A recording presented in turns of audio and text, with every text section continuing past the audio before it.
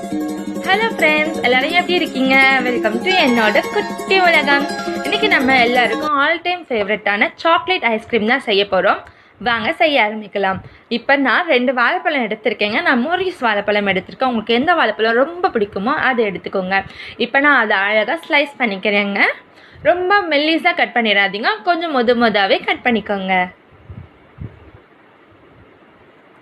இப்போ நான் ஸ்லைஸ் பண்ண வாழைப்பழங்களை எடுத்து ஒரு பிளேட்டில் அழகாக அடுக்கி வச்சுக்கிறேங்க.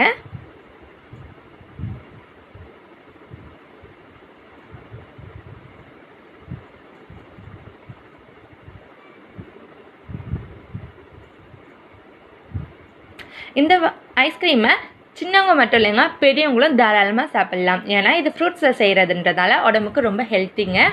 இப்போ நான் அழகாக அடக்கின அந்த வாழைப்பழ துண்டுகளை எடுத்து ஃப்ரீசரில் ஒரு 7 மணி நேரம் வைக்க போகிறேங்க. நீங்கள் ஓவர் நைட் வச்சுருந்தாலும் ரொம்ப நல்லதுங்க.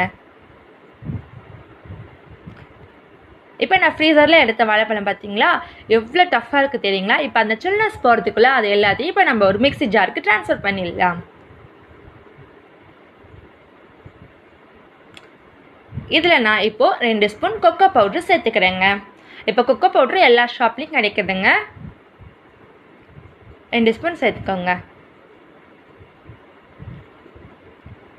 அதோட இப்போ கொஞ்சம் ஸ்வீட்னஸ்க்காக நான் 2 ஸ்பூன் சுகர் சேர்த்துக்கிறேங்க.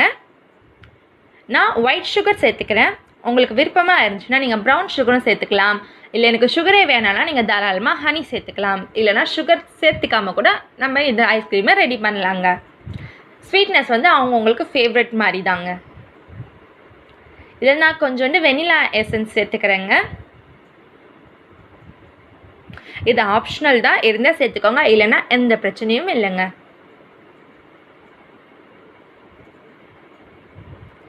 இப்போ நான் இது மூடி கிரைண்ட் பண்ண ஆரம்பிக்கிறேங்க. கொஞ்சம் டைம் எடுத்துக்கோங்க.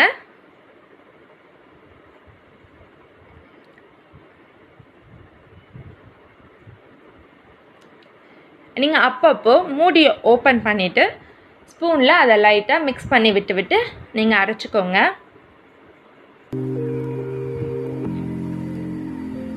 ஒரு 10 to 12 மினிட்ஸ் நீங்கள் அரைக்கிற மாதிரி வருங்க.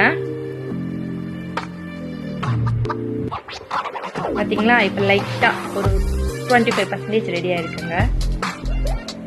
கொஞ்சம் நேரம் திரும்பி மிக்சியை ஓட விடுவோம்.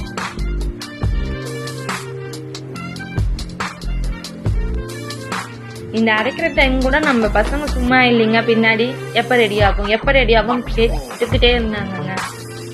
எனக்கும் ஒரு ஆசை எப்படா ரெடி ஆகும்னு எனக்குள்ளேயும் தான் இருந்தது. இப்போ பார்த்தீங்கன்னா ஒரு 50% ரெடி ஆகிடுச்சுங்க.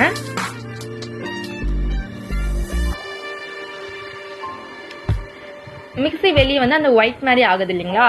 அது ஒன்றும் இல்லைங்க, நம்ம வந்து ரொம்ப சில்னஸாக வாழைப்பழ துண்டுக்குள்ளே போட்டிருக்கோம் இல்லைங்களா? அதனால தான் அந்த மாதிரி ஆகுது. நீங்கள் பயப்பட வேண்டாங்க. இந்த டிஷ் வந்து குட்டீஸ் கூட தாராளமாக செய்யலாங்க. ஆனால் பெரியவங்க முன்னாடி மட்டும் செய்யுங்க.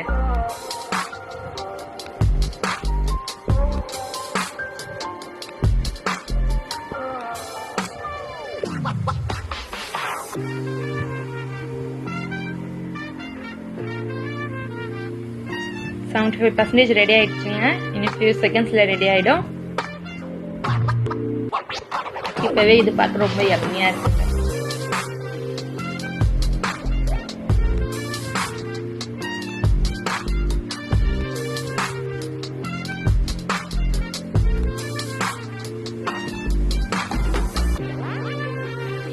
அவ்வளோதாங்க, ஐஸ்கிரீம் ரெடி ஆயிடுச்சு. அதை நான் இப்போ ஒரு பவுலுக்கு குயிக்காக நம்மளுக்கு சாக்லேட் ஐஸ்கிரீம் ரெடி ஆகிடுச்சுங்க.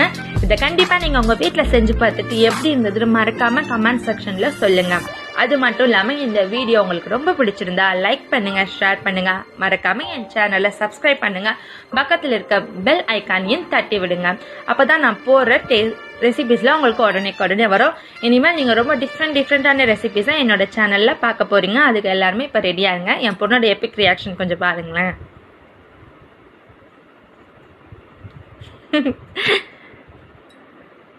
மறக்காம என் சேனலை சப்ஸ்கிரைப் பண்ணுங்க. உங்களோட சப்போர்ட் எங்களுக்கு எப்பவுமே தேவைங்க. தேங்க்யூ ஃபார் வாட்சிங்.